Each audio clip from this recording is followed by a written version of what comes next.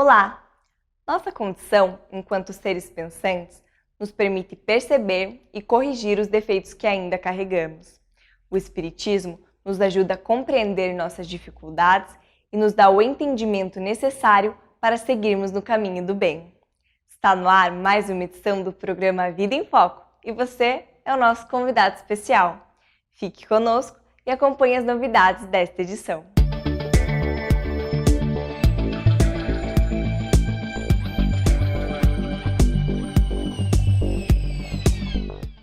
A história de Matilde é um romance que trata sobre as disputas da época medieval. Dineu de Paula é o responsável por psicografar essa emocionante história e ele é o entrevistado de hoje. Não perca!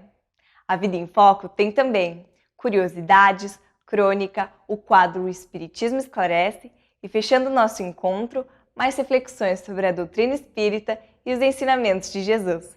Você é o nosso convidado. Fique conosco. Confira agora a crônica da semana. Todos nos deparamos com relacionamentos difíceis, sejam no lar ou fora dele, nos mais diversos ambientes em que nos relacionemos. São eles ainda o produto das condições pouco evoluídas dos espíritos que habitam o planeta Terra. Tais situações refletem a nossa condição moral de pouco respeito a nós mesmos e aos outros. Reflexo, porque na medida em que não nos amamos suficientemente, pouco ou nada amamos o outro. O desamor é a matriz principal dos problemas nos relacionamentos. Todas essas situações normalmente se iniciam dentro do próprio lar, quando desconsideramos o outro, sejam os filhos, o companheiro, a companheira, os pais, os irmãos. Estamos submetidos à lei de causa e de efeito, e dela nenhum ser humano escapa, ou seja, o que fizermos a outrem, por efeito do choque de retorno, fatalmente nos atingirá. Quantos lares se desconstroem pela falta de zelo nas relações? Sabendo que as criaturas que nessas dificuldades se envolvem, mais cedo ou mais tarde terão que desfazer as motivações que levaram aos desajustes. Quanto antes isso acontecer, mais cedo a conquista da alegria daquela relação. Quantos, por desconsiderar ou mesmo não conhecer a realidade espiritual que une os seres, criam para si, nesta ou em outras existências, dificuldades enormes para a conquista da felicidade. Quantos jovens que desrespeitam as sagradas leis que orientam as relações afetivas irão nutrir dores imensas ao longo de jornadas que poderiam se constituir em bênçãos ao invés de tormentos. Não poucos imaginam que, desfazendo-se das relações físicas entre as pessoas, tudo está resolvido para elas. Nem sempre é assim. As relações espirituais com os que nos ligamos persistem eternamente, não se desfazem jamais. Cuidar das relações afetivas no lar ou fora dele é fator seguro de felicidade futura. Considere que você e os outros somos espíritos imortais. Na entrevista de hoje, o médium Dineu de Paula fala sobre a obra A História de Matilde. Não deixe de assistir! Olá, que bom que você está conosco. Nós estamos começando nossa entrevista, nosso bate-papo, recebendo aqui com muita alegria Dineu de Paula. Alegria é minha. Para você que ainda não conhece Dineu, o Dineu atua profissionalmente na cidade de Curitiba como juiz federal. Está vinculado à Sociedade Espírita Laços Fraternos. Dineu também psicografou, que eu saiba, 3 livros já, né, Dineu? Justamente. Por enquanto, prontos 3. 3.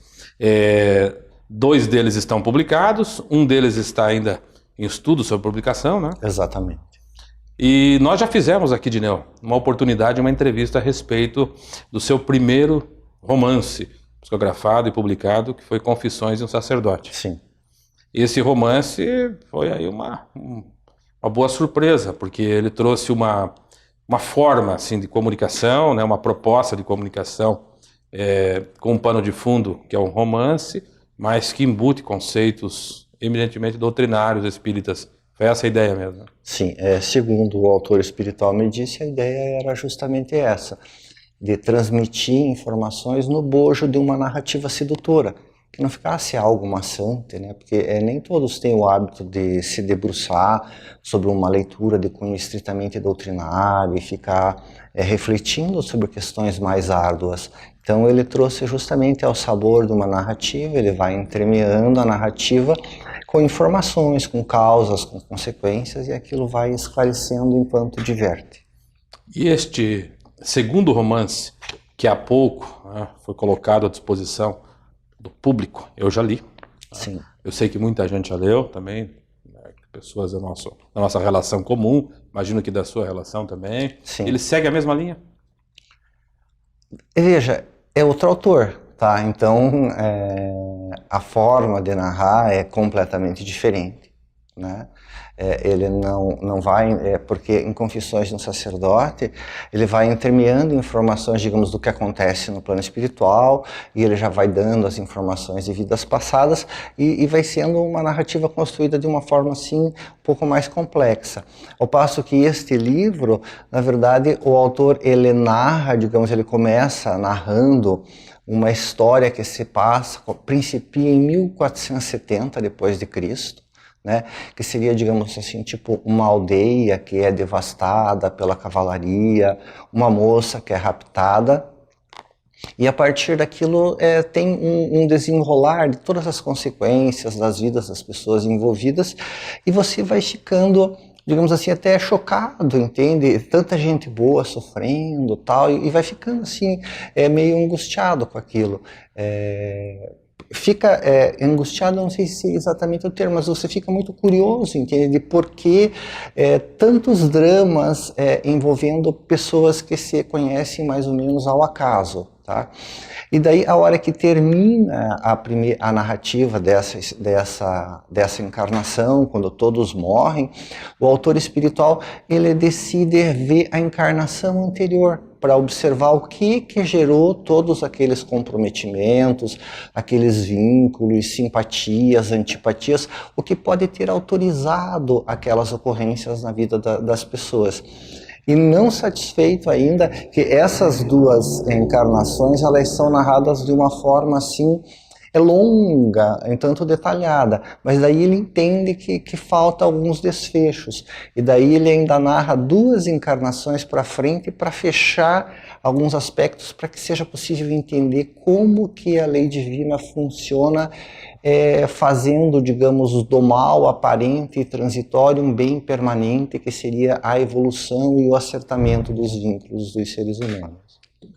E como é que foi, agora tratando do livro, mais do entorno dele, né, não entrando no conteúdo, porque senão a gente tira toda a boa surpresa do leitor. Assim, eu particularmente achei essa obra muito boa mesmo, muito boa, muito acima da média.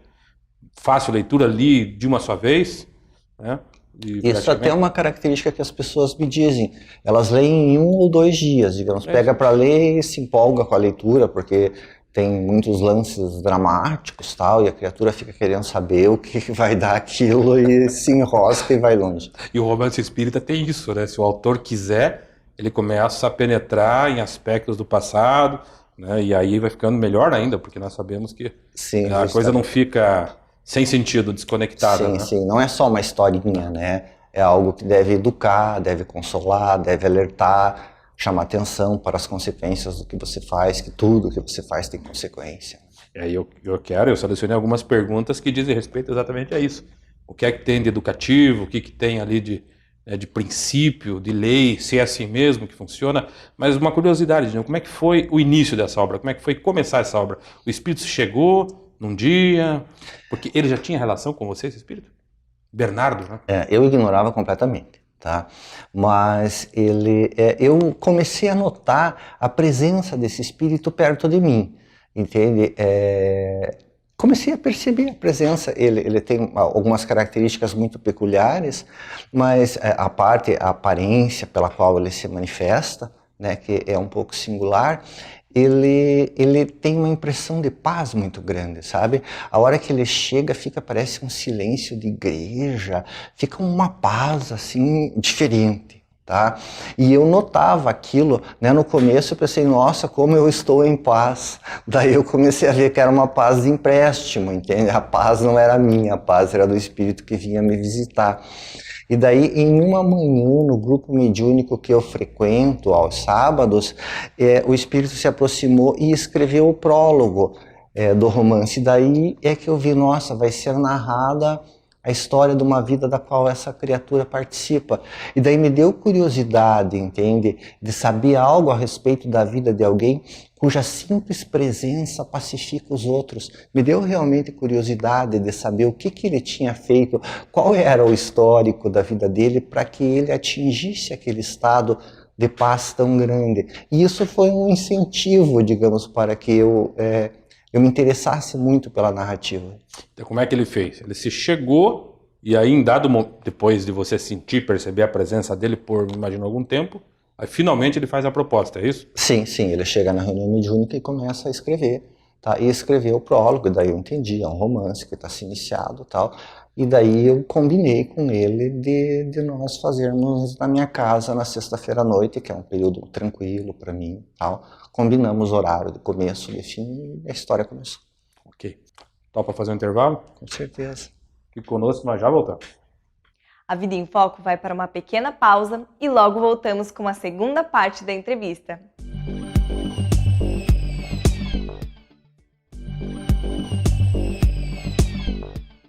Voltamos com a entrevista de hoje, que fala sobre o livro A História de Matilde, com Dineu de Paula. Não perca! Muito bem, estamos de volta, conversando com Dineu de Paula a respeito do seu último livro psicografado e recentemente lançado, A História de Matilde. Bom, vamos entrar na história, para não tirar, naturalmente, né, o desejo do leitor conhecer o que se passa, mas nós não estamos tratando do entorno da história. O Espírito se chegou no Dineu em dado momento, fez a proposta de escrever, e Dineu, durante a psicografia, que conforme você disse, se dava, né, e se deu às sextas-feiras na sua própria casa, Sexta-feira à noite. você manteve algum contato com as demais personagens desse romance? Eu mantive, sim, tá? Porque, veja, eu participo de reunião mediúnica, tá? E a presença do Bernardo, digamos que é a entidade evidentemente equilibrada e evoluída do processo, que narra a história, né, com propriedade, e que ele também faz parte da história, houve, digamos assim, manifestações mediúnicas por meu intermédio, tá? Então seria o que se diz no jargão popular de incorporação, tá? De algumas entidades ainda marcadas por algumas coisas que foram vividas, tá?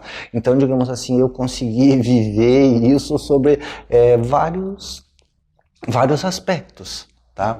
E além de tudo, como o Bernardo é um espírito assim muito generoso e ele confiou em mim, né? Ele me revelou, digamos assim, identidade de vários dos personagens que estão encarnados. Tem ali bastante gente encarnada? Tem encarnado, entende?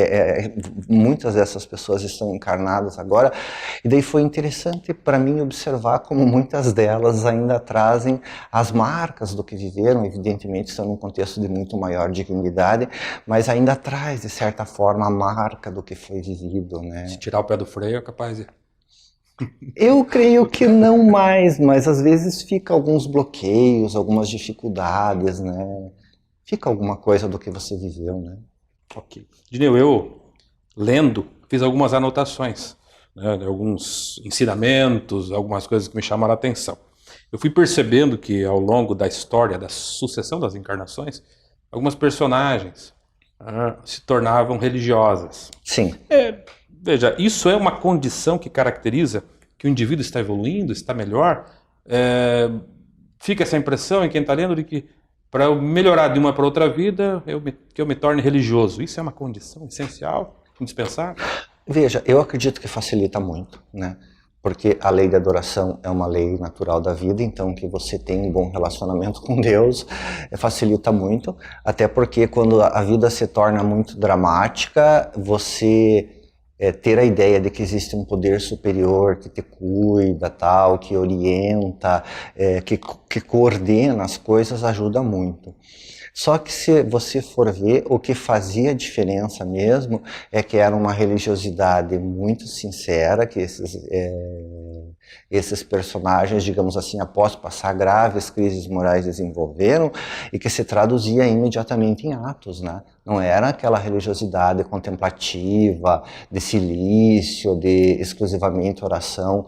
Eles se tomavam do ideal de praticar o cristianismo, de ser pessoas boas. Então isso eu não tenho dúvida, entende? Que essa religiosidade sadia, ativa, ela é um sinal de grande evolução, né? Não é o único, né? Não, Não dá para dizer que é o único caminho. não, até porque existem pessoas que são ateias ou que são agnósticas e são pessoas magníficas, né? Até porque, veja, o Espiritismo, ele não adota a divisa fora do Espiritismo não há salvação, nem fora da fé não há salvação. Ele diz que fora da caridade não há salvação, né? Então, o importante é que você seja caridoso. A única coisa que eu acho é que uma religiosidade bem fundada, ela torna mais fácil você ser caridoso no sentido próprio do termo. É uma poderosa alavanca, né? O autor também faz uma reflexão, em dado momento, sobre, entre várias que ele faz, né, sobre o perigo de acalentarmos imagens nocivas em nosso pensamento. Sim. Que perigo decorre disso, de acalentarmos imagens nocivas? Bom, eu acho que os perigos são os maiores possíveis. Primeiro, porque você pode adoecer mentalmente, né? A partir do momento em que você nutre ideia de tristeza, de raiva, de vingança, de ódio, pessimismo, você vai adoecendo, você vai se tornando uma pessoa infeliz. Mas, a parte disso, Márcio, veja, todo ato de grandeza ou de baixeza, ele começa na mente. Você começa a imaginar as coisas, você começa a pensar, você toma do ideal de ser melhor, ou você começa a cultivar baixezas. Ninguém de repente comete um ato de extrema baixeza do nada, e também ninguém se torna caridoso, bondoso do nada. As construções começam na mente, né? São os pensamentos que você acalenta ao longo do tempo que vão construindo uma segunda natureza, né? E às vezes aquilo que num primeiro momento parece escandaloso, se você vai cultivando, permitindo que aquilo cresça, chega um momento em que parece normal, que parece justificável. Então é preciso muito cuidado com o pensamento, né? Ok. Dineu, eu vi no livro também espíritos que caminham juntos, várias encarnações, marido, mulher, pai, filho, filha, irmãos, durante esse curso longo, né? Eu não sei quantos anos ali, qual é o Séculos. período, são muitos séculos. Séculos, né? séculos. Estamos falando do início, 1427, ele faz um recuo, não se imagina. Não, início de 1470, e depois 1470. ele ainda vai para uma encarnação anterior, né? Então depois é um tempo muito longo, né? E esse grupo caminha junto. A pergunta é sempre assim? Os espíritos caminham juntos? Ou eles podem afastar-se ao longo das encarnações, constituindo outros núcleos familiares? A afinidade é que dita as questões, né? A união, porque nós estamos unidos na matéria, às vezes por interesses, por coisas fortuitas, mas em termos espirituais, o que dita a necessidade ou a vontade de se unir é realmente a afinidade, gostos em comum, o afeto, o propósito de evoluir junto. E nisso, creio que se insere o que se chama de família espiritual, né, Márcio? Que são seres que vão se agregando, e as famílias espirituais elas vão crescendo cada vez mais, né? Veja, os papéis não são os mesmos, você não vai ser sempre pai dos seus filhos, filhos dos seus pais, mas ao mesmo tempo, de repente, vai ser irmão, um primo querido. Então, as famílias espirituais, elas vão crescendo e os vínculos vão se depurando e vai se tornando cada vez mais amplo esse processo, né? A família é algo que cresce. Ok, Dineu, você já chegou a mostrar a capa do livro? Para que o nosso tá aqui. Espectador... Uma capa bonita. Uma capa bonita. Bonita. Bonita como foi bonita de Confissões do Sacerdote. Muito bom gosto. Dineu, lamento dizer, mas chegamos ao fim do nosso bate-papo breve. Eu espero que aquele que nos ouve, aquele que nos assiste, tenha se estimulado a penetrar um pouco mais nessa história. Dineu, muito obrigado mais uma vez. Eu que agradeço. Para você que nos acompanhou, fique com o nosso abraço e tenha ótimas reflexões. Chegou o momento de esclarecer as suas dúvidas sobre assuntos do cotidiano à luz da doutrina espírita. Fique agora com o quadro O Espiritismo Esclarece. O questionamento que nos chega hoje tem por base o movimento que existe sobre legalizar ou não o aborto. Na minha visão de espírita e de médico, toda a dissensão, toda a discussão, toda a dificuldade que existe em torno dessa questão é definir, afinal de contas, uma gestante tem ascensão ou não tem ascensão sobre aquele feto, sobre aquele embrião, sobre aquela criança que está dentro dela. É meu corpo ou é o corpo do outro? Meu corpo, minhas regras, mas até onde é meu corpo, até onde é o corpo do outro? Essa é a pergunta fundamental que gera todos os debates da ética. À medida que a gente entenda que, a partir de determinado momento, isso é outra vida, ninguém questiona mais se pode ou não pode ser retirada essa vida. Então, a verdadeira pergunta é, o que é vida? Quando começa a vida? Quando que um bebê, um feto, tem vida? Eu já vi pessoas muito inteligentes e da bioética dizer assim, veja que um feto não é uma vida, ele é um potencial de vida, ele pode vir a ser uma vida. Mas baseado em quê? Uma pessoa que está com uma demência avançada, está viva ou não está viva? Ela está lá, não reconhece nenhum dos seus parentes, não lembra mais do seu passado, contactua muito pouco.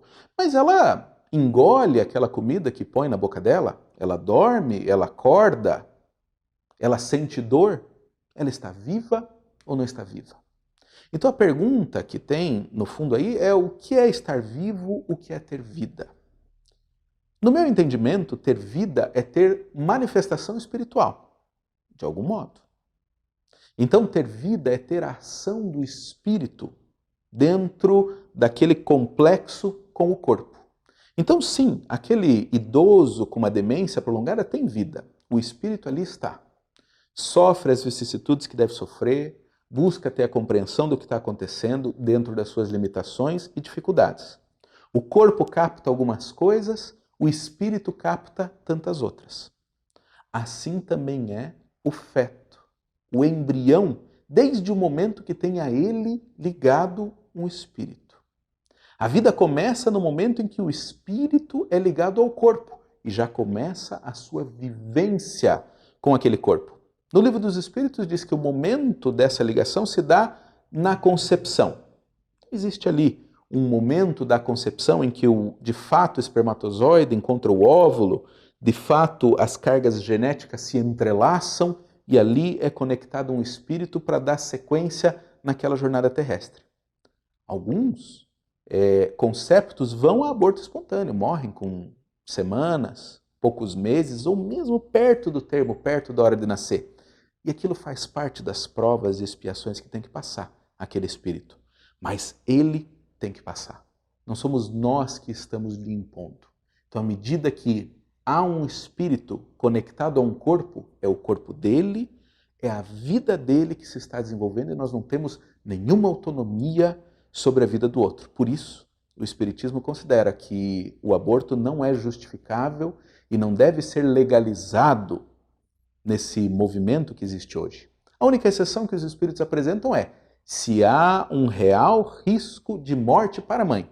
Daí os Espíritos dizem assim, bom, melhor preservar a vida do que arriscar perder as duas vidas.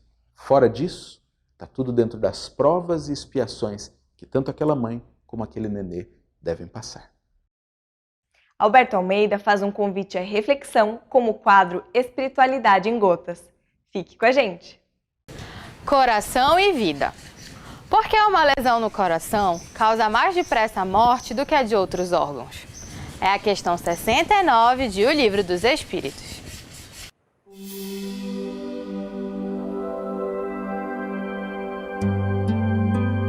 Espiritualidade em gotas. O coração é uma máquina de vida. Não é, porém, o único órgão cuja lesão ocasiona a morte. Ele não passa apenas de um dos órgãos essenciais. Foi a resposta que os guias da humanidade ofereceram a essa questão palpitante. Em realidade, a vida representa uma harmonia e um sincronismo de múltiplas peças. A organização orgânica biológica é uma máquina toda ela de excepcional beleza e divina. Alguns órgãos são absolutamente essenciais. A medicina, aos poucos, vai ao encontro dessa afirmativa dos benfeitores da humanidade, quando vai examinando a vitalidade dos órgãos e quando se define que há morte. A princípio, admitia-se que o pulmão era efetivamente quem gerava vida ou morte. Estabeleceu-se, portanto, o conceito de morte a partir da respiração. Depois evoluiu-se para o coração. O coração parava de bater, determinava-se então que a pessoa estava morta. O conceito, portanto, centrado de morte em cima do coração. Mais tarde pôde-se perceber que depois do coração parar de bater, se voltasse a bater depois de alguns segundos ou minutos, era possível restituir a vida. Deu-se conta então que o cérebro, o encéfalo, determina, portanto, que, se não oxigenado, gera morte. Passou-se então ao conceito de morte encefálica, ou seja, o coração pode bater, se voltar a ser reanimado e o cérebro ainda estiver oxigenado, a vida pulsa e o indivíduo volta a viver. É assim que vamos descobrindo como é que funciona esse corpo. Mas, efetivamente, todo ele é um sincronismo e as peças essenciais não podem faltar. Se falta o pâncreas, o indivíduo morre. Se os rins são subtraídos, a vida não subsiste. Portanto, há uma necessidade de um respeito à economia global, para que o corpo possa se manter vivo. É natural compreender, no entanto, que esse conceito de morte está centrado no aspecto biológico, posto que a vida transcende o corpo. Ela inclui o corpo, mas o ultrapassa na sua transcendência, porque a vida, efetivamente, ela é atributo da alma, que se expressa por essa maquinária física. Quando a maquinária fica corrompida, ultrapassada, vencida, desvitalizada, e ela morre com a morte encefálica, eis que a alma, vibrante e pulsante, sai do corpo e continua a viver. Porque a vida é patrimônio eternal e não terrenal. Assim sendo, respeitemos a máquina como expressão da nossa manifestação de inteligência, de emocionalidade, que vem da alma, que é a detentora da vida imortal, para que possamos nos valer desse corpo pelo maior tempo possível, a fim de dar oportunidade a que possamos aprender, crescer e evoluir multimilenariamente. Valorize o seu corpo, mas não esqueça de que ele é um instrumento abençoado que tem tempo de validade. Quando acaba o seu tempo, a alma persiste, porque veio antes do corpo, durante o corpo e após o corpo. A vida da alma se sobrepõe à vida corporal.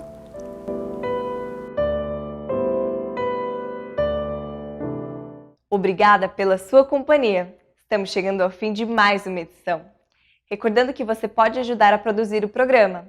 Mande suas sugestões ou dúvidas para contato@vidaemfoco.com.br. Acesse www.avidaemfoco.com.br para rever os programas anteriores e aqueles que você não pôde assistir. Na página do Facebook, você encontra informações e novidades sobre as próximas edições do programa. Nosso desejo é de uma ótima semana e te aguardamos na próxima edição do A Vida em Foco. Até lá!